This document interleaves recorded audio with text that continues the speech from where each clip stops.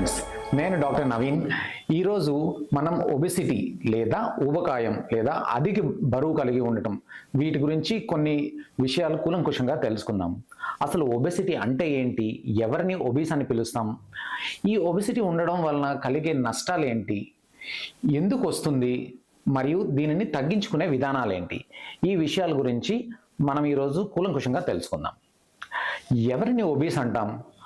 కనపడటానికి లావుగా ఉండే ప్రతి ఒక్కరిని ఒబీస్ అని చెప్పలేం, లేదా వెయిట్ ఒక్కదానినే ఆధారంగా తీసుకొని కూడాను వాళ్ళు ఒబీస్ అని చెప్పలేం. దీనికి మనం బిఎంఐ అనే ఒక స్టాండర్డ్ని క్యాలిక్యులేట్ చేసి చెప్తాం. బిఎంఐ తెలుసుకోవడానికి మనకు రెండు విషయాలు అవసరం: పేషెంట్ యొక్క వెయిట్ కిలోగ్రామ్స్లో అండ్ పేషెంట్ యొక్క హైట్ సెంటీమీటర్స్లో.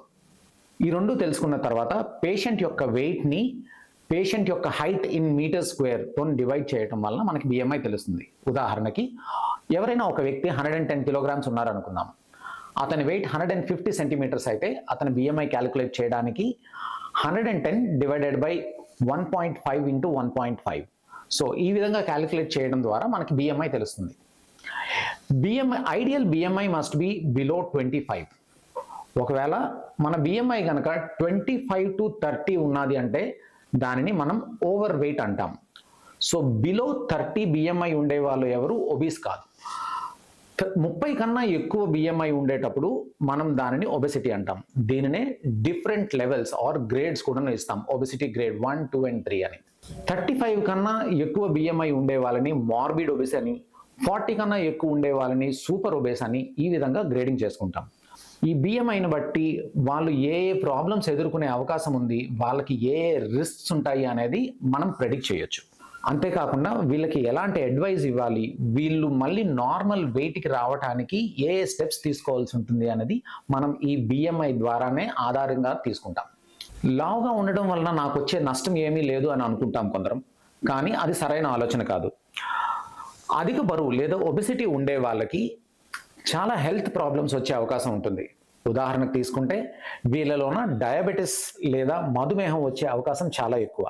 దానికి తోడు అది మెడిసిన్స్కి తొందరగా రెస్పాండ్ అవ్వదు. దీనిని ఇన్సులిన్ రెసిస్టెన్స్ అంటాం. రెండవ ముఖ్యమైన ప్రాబ్లం హార్ట్ ప్రాబ్లమ్స్ లేదా కార్డియోవాస్కులర్ రిస్క్స్. వీళ్ళలోన రక్తనాళాలు గట్టిపడి ఇందులోన చాలా బ్లాక్స్ ఏర్పడడానికి, సడన్ హార్ట్ అటాక్స్ రావడానికి ఎక్కువ అవకాశం ఉంటుంది. ఇవే కాకుండా ఎథెరోస్క్లెరోసిస్, బీపీ పెరగటం, లేదా hormonal problems, hypothyroidism, polycystic ovarian disease లాంటి హార్మోనల్ ప్రాబ్లమ్స్, అండ్ మోకాళ్ళు తొందరగా అరిగిపోవటం, ఆస్టియో ఆర్థరైటిస్ అంటాం కదా. సో ఈ ప్రాబ్లమ్స్ వచ్చే అవకాశం ఉంటుంది. వీటన్నింటి వల్ల డే టు డే లైఫ్ చాలా భారంగా మారుతుంది. అండ్ ఇవి కాకుండా అన్నిటికన్నా ముఖ్యమైనది మనం తెలుసుకోవాల్సింది, వీళ్ళలోన సెల్ఫ్ ఎస్టీమ్ అనేది తక్కువగా ఉండటం. అంటే సోషలైజ్ అవ్వడానికి తక్కువ అవకాశం ఉండడం వలన వీళ్ళు అందరికన్నా కాన్ఫిడెన్స్ లెవెల్స్ తక్కువగా ఉండటం, దేన్నైనా సరిగ్గా బయటకు ఎక్స్ప్రెస్ చేసుకోలేకపోవటం అనేది చూస్తూ ఉంటాం. సో ఇవే కాకుండా వీళ్ళలో ఉన్న multiple other minor health hazards, gastrointestinal సిస్టమ్కి సంబంధించిన ప్రాబ్లమ్స్ కానీ, బ్రెయిన్కి సంబంధించిన హెల్త్ ప్రాబ్లమ్స్ చాలానే చూస్తూ ఉంటాం. సో వీటన్నిటినీ బయటపడడానికి ఉన్న ఒకే ఒక మార్గం ఐడియల్ వెయిట్ మెయింటైన్ చేయడం. అయితే దానికన్నా ముందు, ఐడియల్ వెయిట్ రావడానికన్నా ముందు అసలు ఈ వెయిట్ ఇలా ఇంక్రీజ్ అవ్వడానికి గల కారణాలు ఏంటో తెలుసుకుంటే దాన్ని బట్టి వాటిని కరెక్ట్ చేసుకొని మనం ఐడియల్ వెయిట్ గురించి ఆలోచించవచ్చు.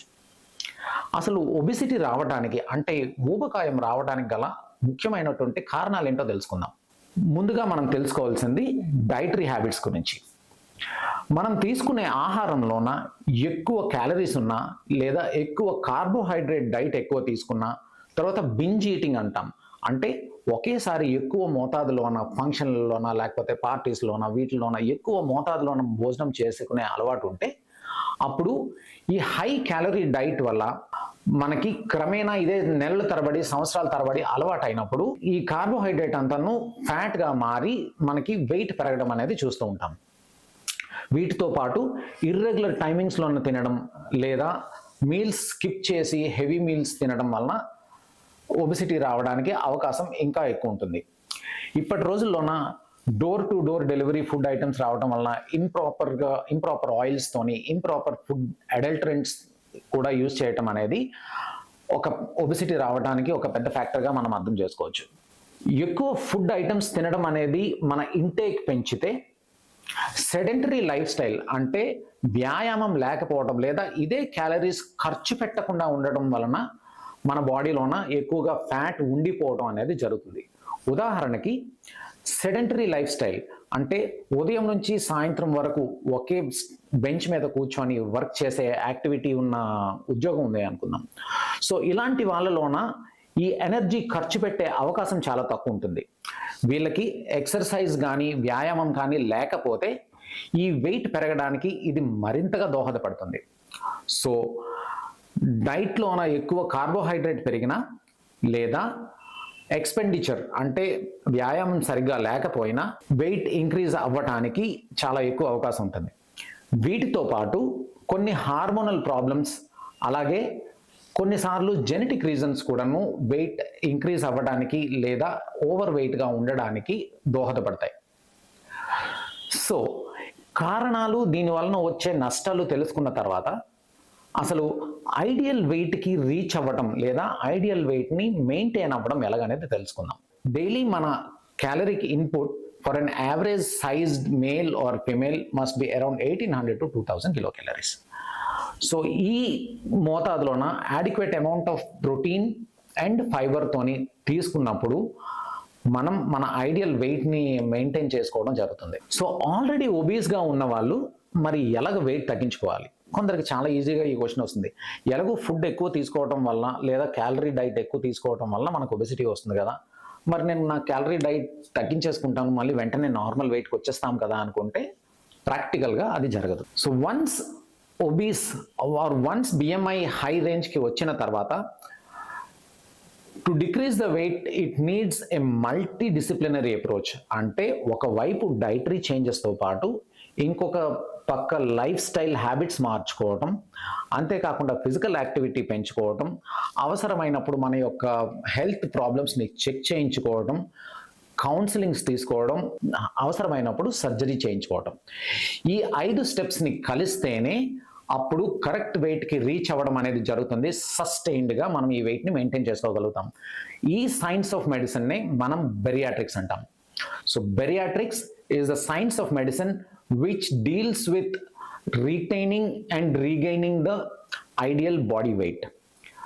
So ఇందులో ఉండే components proper dietary style, proper life style changes, physical activity, maintaining your ideal health through physician checkups, counselors and a surgeon's help. So we wish you all a happy and a healthy life by maintaining your proper weight. For any questions regarding ideal weight, the hazards of being obese and the proper solutions, do reach us at A1 Bariatric and Laparoscopic Center, Visakhapatnam. Thank you.